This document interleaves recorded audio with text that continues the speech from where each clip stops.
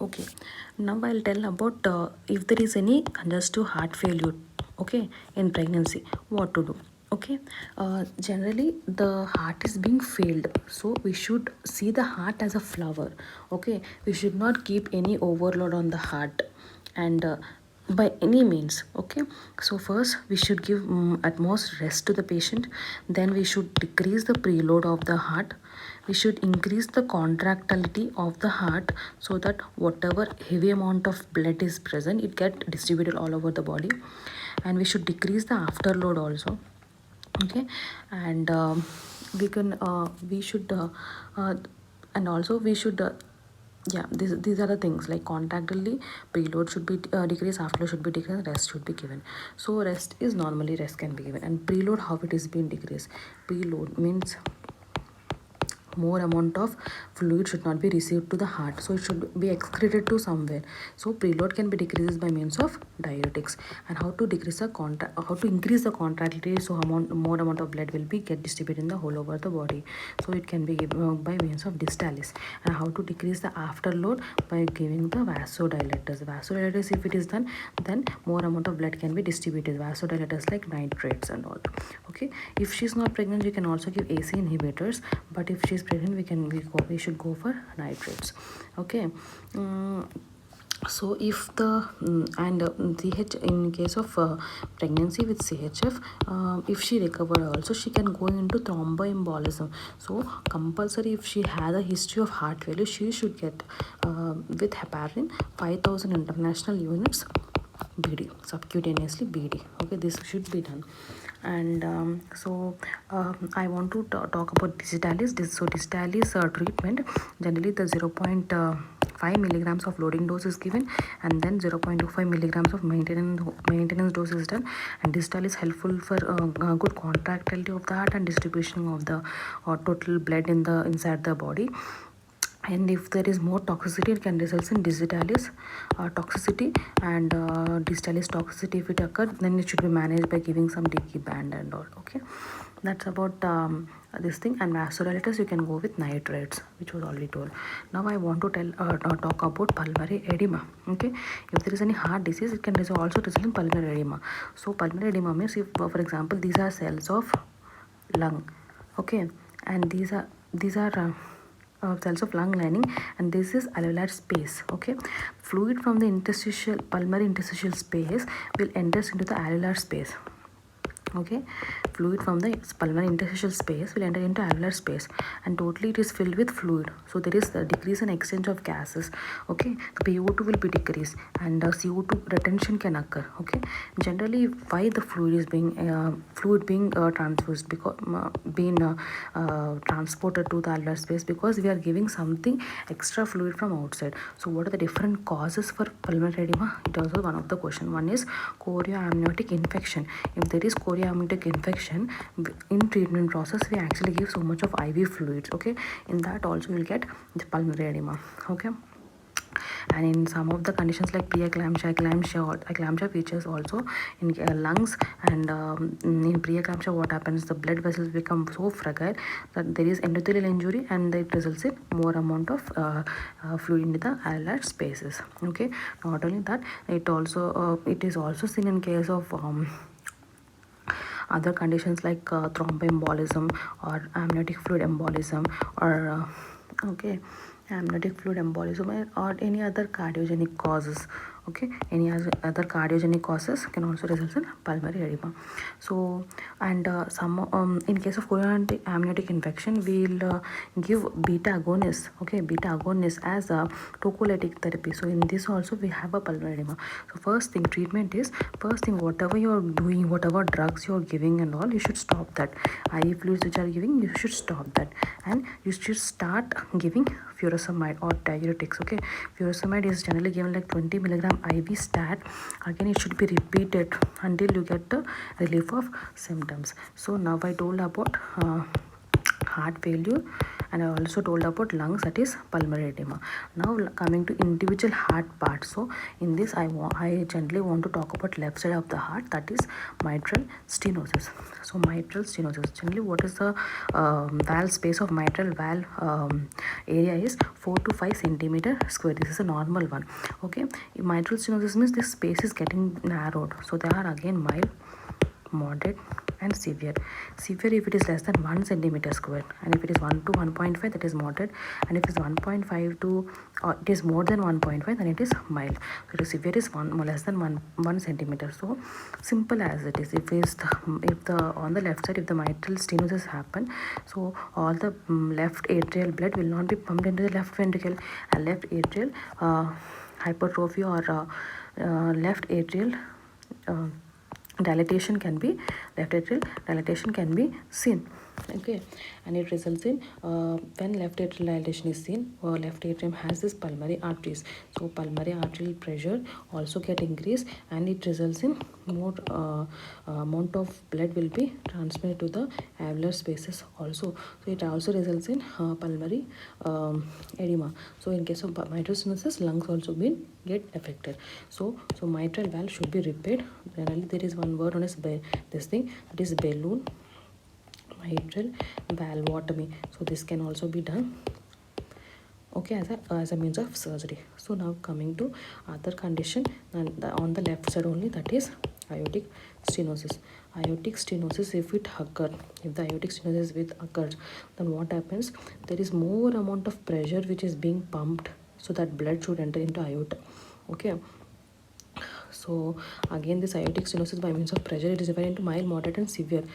Severity, if the pressure is more than 40, mild it is more than 25 to 40, and if it is less than 25 Hg pressure is being pumped, then it is moderate.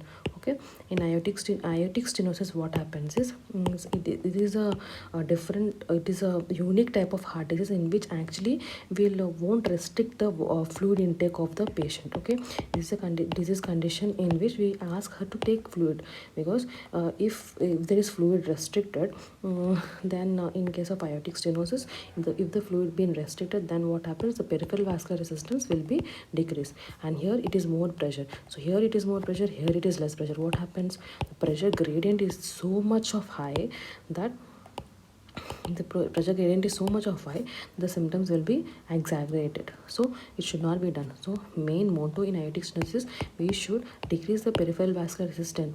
We should maintain the peripheral vascular resistance. So should give fluid should be given, and fluid should be given. And in case of aortic stenosis also, we should not go with if you want to go for cesarean section, we should not give epidural anesthesia. Okay, in case of epidural anesthesia also, what happens? The peripheral vascular resistance or systemic vascular resistance will be decreased. So again it results in same problem, that is pressure gradient will be more. That's about two disease conditions or valvular conditions in case of heart. Okay, now so I told about heart failure, I told about pulmonary edema, I told about mitral stenosis, I told about aortic stenosis. You can also mention about pulmonary stenosis and tricuspid regurgitation and all, but it is not that important. Okay, so after this I want to talk about one specific condition known as I want to talk about one condition is PPCMP, that is peripartum cardiomyopathy. So what is peripartum cardiomyopathy? See, it's very important topic. So it is only seen in 1 in 300 to 1 in 4,000 pregnancies. Okay, first initially they used to told that it is a postpartum cardiomyopathy, but it was known later it was seen that in pregnancy, in last month of pregnancy, you can see this peripartum cardiomyopathy. So it was named as peripartum cardiomyopathy. So there are 4 criteria for diagnosing this peripartum cardiomyopathy. But before entering into criteria, I want to tell about some risk factors in which the woman can land into peripartum cardiomyopathy. First thing is, if she is having obesity, or if she's having multiparous pregnancy, or if she's having multiple gestation. Okay, multiple gestation, if she's having this, if she's having smoking, okay, something which actually delays heart condition, okay. And specifically this peripartum cardiomyopathy is seen in case of black race people. So the four criteria in which I want to I will suspect that it is a peripartum cardiomyopathy is, first thing, this woman doesn't have any heart failure or any heart disease before. Later she can have this kind of features or of cardiomyopathy in last month of pregnancy, okay. Next, in after delivery, within 5 to 6 months of pregnancy, she can have the features. And fourth is she'll have the left ventricular diastolic dysfunction. So these are the four criteria by means we can diagnose the peripartum cardiomyopathy, okay. Generally we go with echo, you can go with x-ray, chest x-ray for diagnosis. Chest x-ray, you can see a very high dilated heart, mainly the left ventricle and all. And in case of echo also we can diagnose it.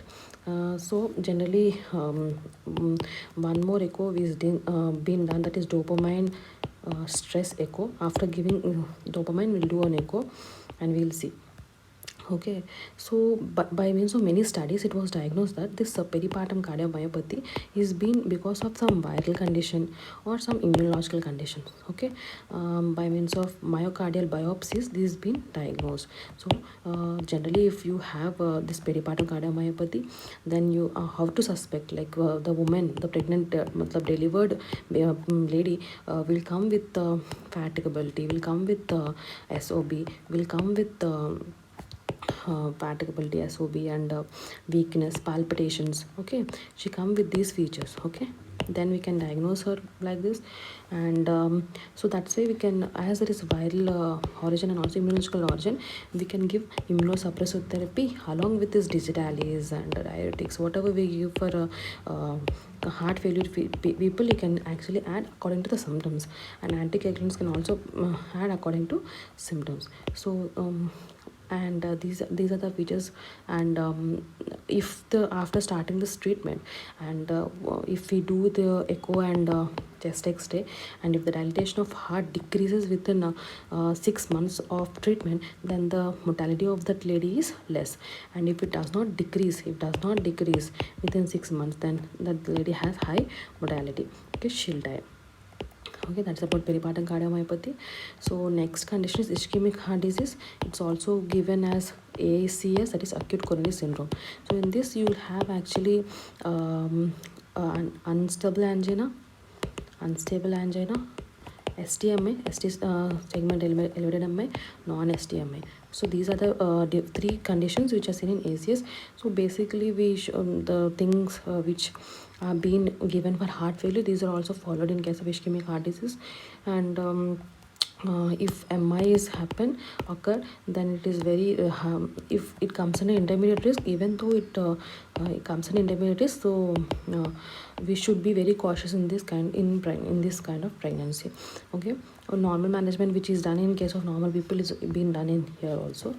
And now I want to explain about different syndromes for related with heart, which if occurs, then what happens in pregnancy.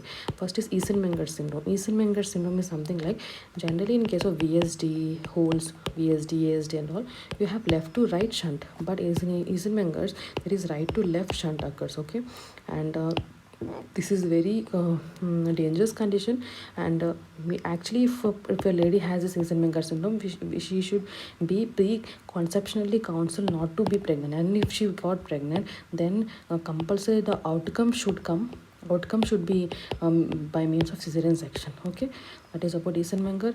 Then I want to talk about Marfan's. Marfan's is something like there is one gene known as fibrillin, one gene. If there is mutation in this in this gene, then it results in Marfan's. So what happens is mainly the aorta, this lining, that is tunica adventitia, and this lining will get thinned out, so that the blood will enters into the layers of the aorta, okay, layers of the vessel, and all the blood will be collected here, and at some point of time this blood will be ruptured, and that is known as aortic dissection. At some point of time this will occur, and this blood will be distributed towards the pericardial space, and it results in what? Pericardial effusion. So it results in pericardial effusion, so it should be kept in mind. And And so in Marfan syndrome, generally they'll consider about the aortic root dilatation. Okay, this should be kept in mind in case of Marfan's. Okay. If it is more dilated and it is more risk. So Marfan's also, if it is more dilated, then the outcome should be by means of C-section. Okay, that's about Marfan's. Then there is one more condition known as pulmonary hypertension. Okay, in case of pregnancy, the pulmonary arterioles will be so thickened that it results in, it looks like onion skin peel type of pulmonary arterioles are seen.